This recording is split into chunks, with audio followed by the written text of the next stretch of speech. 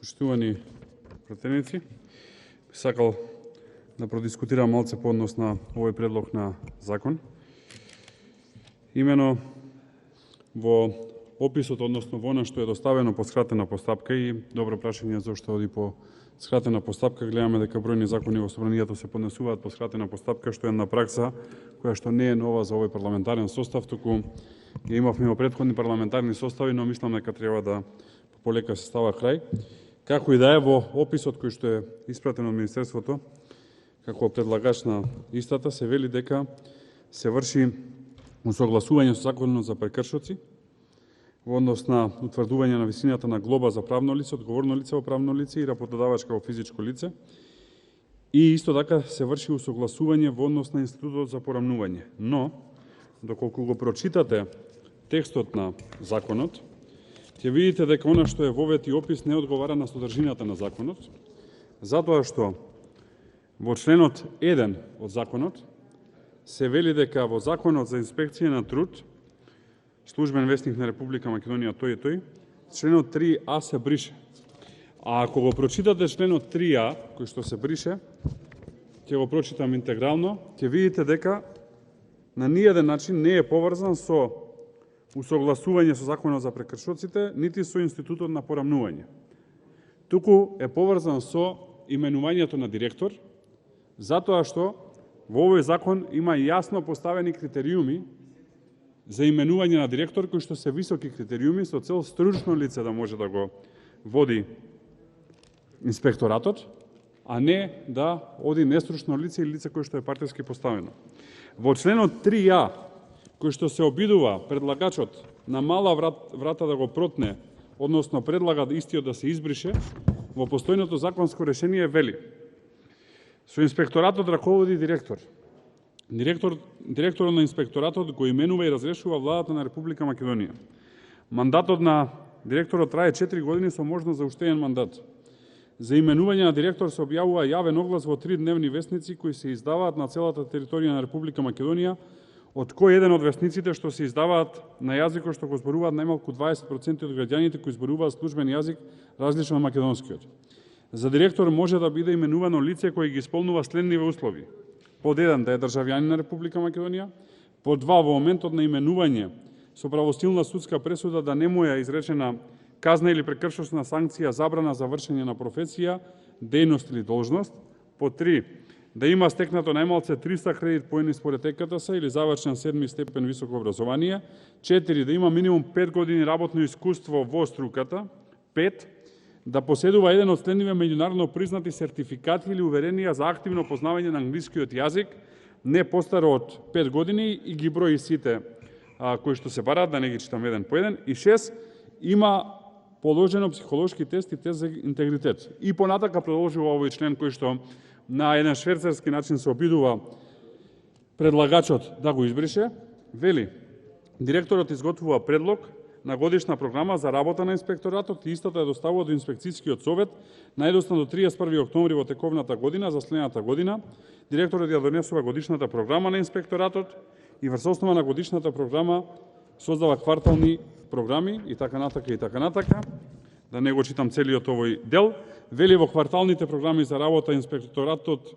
инспекторатот директорот задолжително го внесува бројот на планирани надзори во следните 3 месеци, како и степенот на сложеност на секој од надзорите. Понатака вели директорот најдос на 2 недели од почетокот на тековната календарска година, односно тековниот календарски квартал за претходниот, до инспекцијскиот совет збирно доставува квартални извештаи за работата на секој инспектор, и тоа до 15 јануари за 4-тиот квартал и така натака ги брои кварталите, и директорот најдосна до 1 март за тековната година до инспекцијскиот совет доставува годишен извештај за работа на инспекторатот за претходната година. Прашањето на кое што нити слушнавме денеска образложение од представникот на владата, тука е заменик министрот за труд и социјална политика, нити слушнавме образложение во комисиската расправа, нити слушнавме образложение од владата, е зошто се обидува да се протне оваа промена во законот, односно зошто се бришат овие, ќе признаете,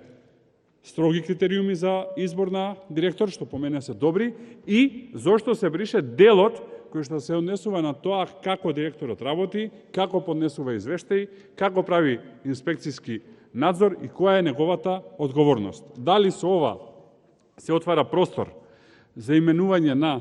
директор на инспекторатот кој што не ги исполнува овие услови, например, нема соодветно познавање на англиски јазик или нема 5 години работа во струката, или, не сакам да поверувам, нема високо образование, или во вториот дел, дали планот е да не се поднесуваат вакви извештаи, нити да се прават планови за инспекцијски надзор, со цел паушално да се прави инспекцијски надзор онаму каде што има интерес дискреционен некој вработен во инспекторатот или самиот директор, а таму каде што некој треба да се заштити, истото да не се прави. Гледаме дека, за жал, тоа се случува еве овдека и во главниот град во Скопје, имено законите важат за сите освен за некои, па така сите работат до 18 часот, претходно до 21 часот, ама еден бар, кој што е собственик на близок роднина на семејството на власт, си работеше до 21, 22, 23, 24 часот еднаш, па ги затворија, па утредента откако ги затворија повторно одржаа концерт на истата звезда која што беше претходниот ден присутна, па излезе директорот на инспекторатот, се срамеше, каже човеков е уапсен заради оваа работа, а собственикот, иначе близок роднина на семејството на власт, по потекло од исто место од кај што и семејството на власт и нивни братучет, си објави дека прави свадба, значи им плукна во лице, условно кажано, на инспекторите и на директорот на инспекторатот, за после тоа да продолжи да работи и да видиме пред некој ден дека барикади поставуваа како војна да е на влезната врата од истиот овој локал, за да можат гостиве од другава страна да бегаат, да не ги фатат, затоа што работеа не до 18 часот, туку до 23-24 часот, што покажува едно самоволие и една лакрдија. Сега моето прашање е дали со обришењето на членот кој што тука го прочитав, а тоа е членот 3А, во кој што се предвидуваат вакви одредби, намерата е да се постави таму за директор човек кој што ќе минува вакви работи, кој што нема да ја известува јавноста за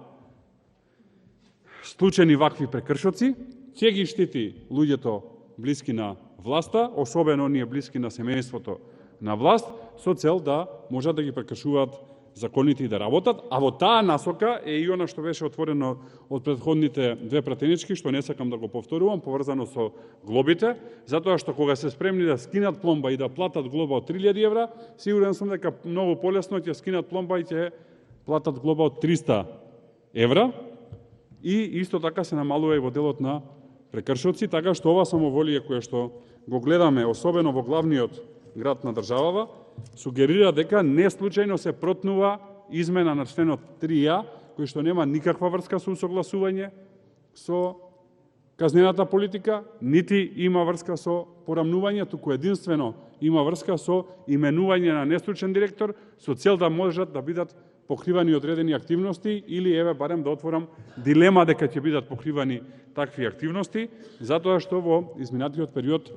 јавноста е сведок дека тоа се случува. Мислам дека е добро да Министерството даде одговори на овие прашања. Не слушнавме никакво образложение зошто е законот пуштен по скратена постапка, не слушнавме образложение во рамки на комисијата и еве за жал не го слушаме денес на седницата. Се надевам дека ќе ни образложат дали имаат намера да